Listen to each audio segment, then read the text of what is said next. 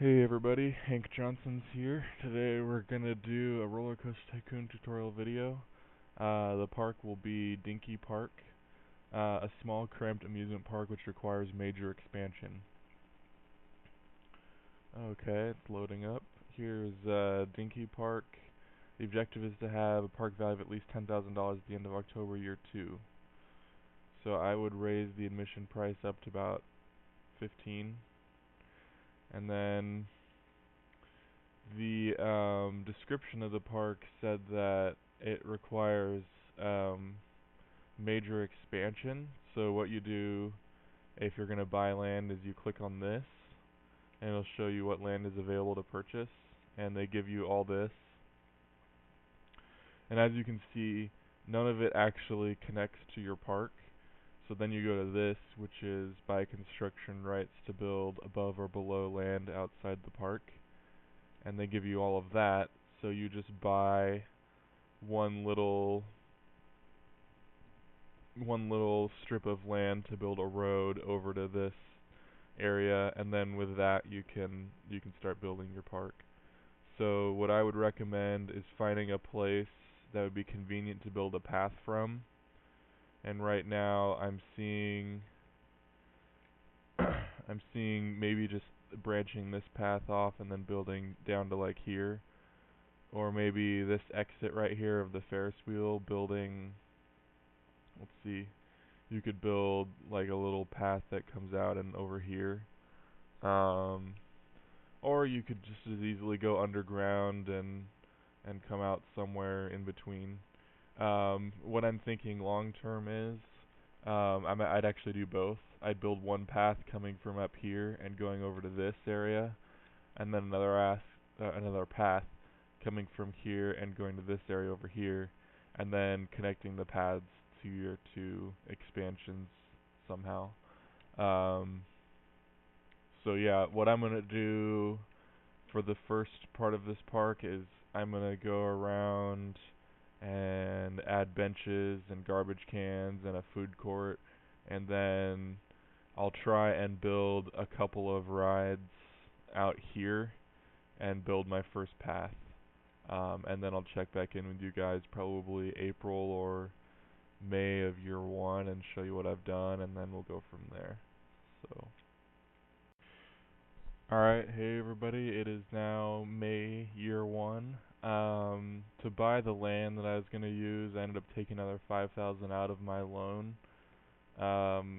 Which, I mean, you don't have to do. You could keep raising your admission price to make money, and then use the money from that to build your expansion. But I wanted to get something up and running quickly because I'm trying to get up to a park value of 10,000, and I guess it's only a 2-year park, so gotta keep up on that.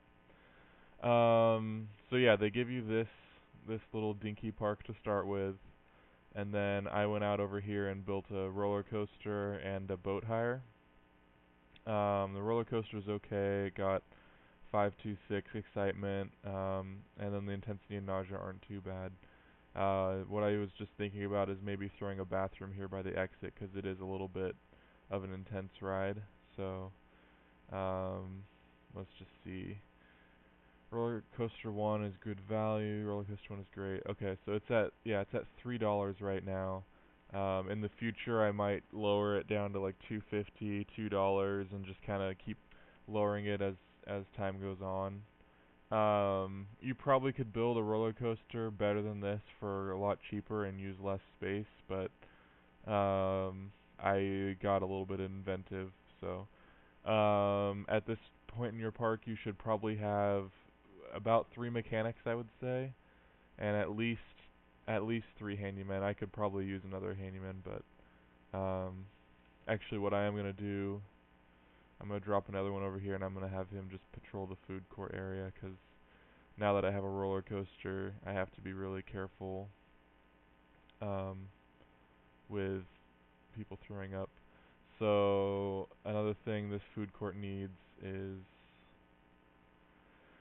benches so that people can sit down when they eat.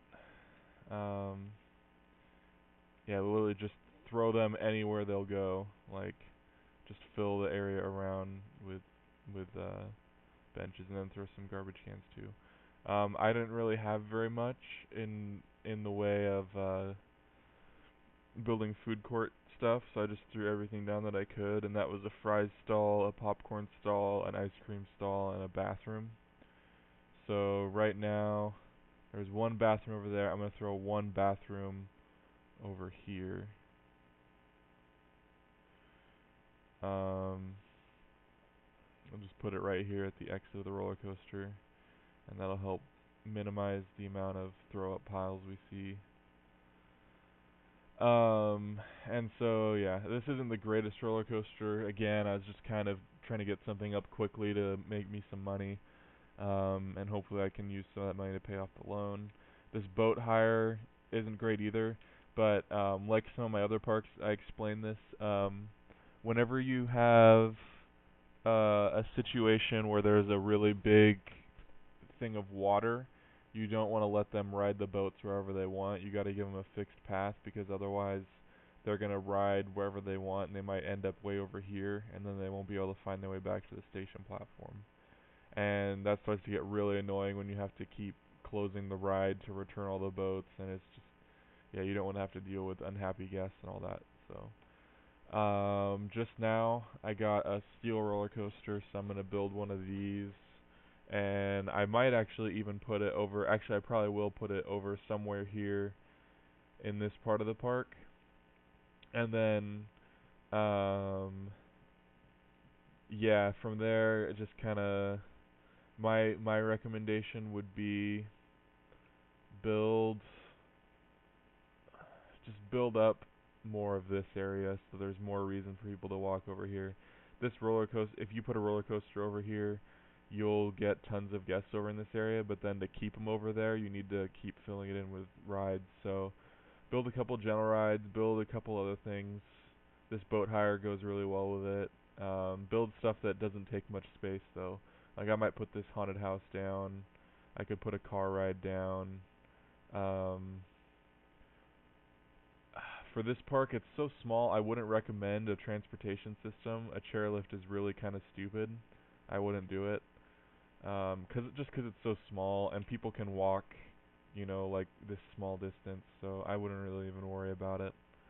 And then you can also purchase land. I plan to purchase some land out here and then the construction rights and build a path and then connect all my paths so it's one big loop and they're walking, around the freeway pretty much. That's kind of what I'm planning for real late in the park. So, anyway, that's just kind of what I'm thinking. So, I'll come and check in with you guys probably either October year one or early sometime year two, depending on what I have. So, yeah. Alright, hey everybody, we're here in March of year two. Just to kind of give you an idea of where everything is at, I've made my admission price $28, and I've added a ton of rides. Also very notable, one really good way to check to see how your park is doing is you can go under here under rides and attractions. You can see how many people are on all your rides. And just as an example, this boat hire has 8 8 to 10 people on it normally. And so I can look under here and see a lot of people just want to go on something more thrilling, but there is one person that says it's good value, so I'm just going to go off of that and say that it's a good price. But if I go here and look at well, actually most of these rides seem to be doing pretty well, but let's look at just another example. Swinging ship is great. Okay, okay. So, but you get the idea. You could go on here and, for example, right here, people are thinking, I'm not paying that much to go on Roller Coaster 2. So what you do then, you lower the price of Roller Coaster 2. In fact, make it like something ridiculously cheaper. And what you'll notice is those people that were saying, I'm not paying that much to go on Roller Coaster 2, well, they're changing their mind now. They're going to get on it. So, and also, there's no real reason to have the admission price this high. I'm actually going to lower it to 25 because you want people to have enough money to pay for your other rides. So, but just to show you what I've done, I built this roller coaster. It's actually a facing backwards roller coaster car, and so as opposed to launching out of the platform forwards, it does the full ride in reverse first, like so, and then once it gets up to the top right here, it's going to do the whole ride forwards, if you will, or just the other way, I guess, and then forwards into the station platform. Pretty cool. That's one of the features they add to this park for steel roller coasters, so use it if you like it. You don't have to, though. And then let's go over here. I've built quite a lot. I built this haunted house. I built this other reverse incline roller coaster, which is double loop and a on-ride photo. And then it does this same sort of deal. Once it gets to the top, now it does the whole thing going forwards. Um, and so, yeah, that's a pretty fun ride. It seems to be very popular still. So it got pretty good ratings. I'm gonna go ahead and drop the price a little bit though, and I'll make the on-ride photo $1.50 as well. And then just recently, I built over here. Actually, I need to connect the path over here. I built this expansion, and I never did connect up the path. But that's just one way you can build your park. You can build it in sections so that um, when you get to that point, you can just connect up the path. And then I actually had, this is kind of what my view of the park would be, is eventually I would connect up over to this end of my park, and it would be essentially a loop. And see, now I have a loop that goes around like right in here. This is my loop. And my food court things over here, I had a bathroom and a drink stall, but I think it was really quite worth it. Um, and what I'll end up doing now is I'll throw the food court over in here instead of over here.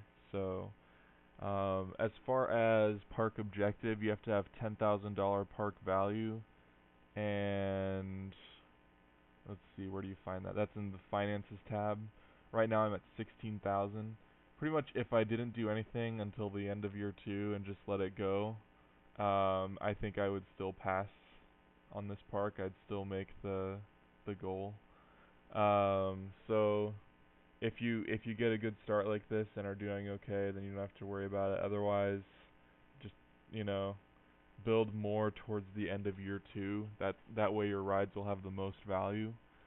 Like if you're gonna build a roller coaster and you want to pass this park, don't build them early like I did. Build them near the end, and that way you'll your ride will be worth a lot more in terms of park value. That's kind of the way to do it. And as you can see, I've built a ton of paths in between all my rides, which was very difficult to do, but at the same time, I think it does increase some of the excitement rating of some of these rides. So I would definitely recommend that if you can do it. Um, and wow, I just noticed this reverse incline roller coaster really goes a long distance. Like it goes, look at how far that is. It goes all the way across the park pretty much. So they get to see a lot of the rides doing that. And that's a good way of advertising your rides and stuff. So in the next year, all I'm going to do is build a food court over here.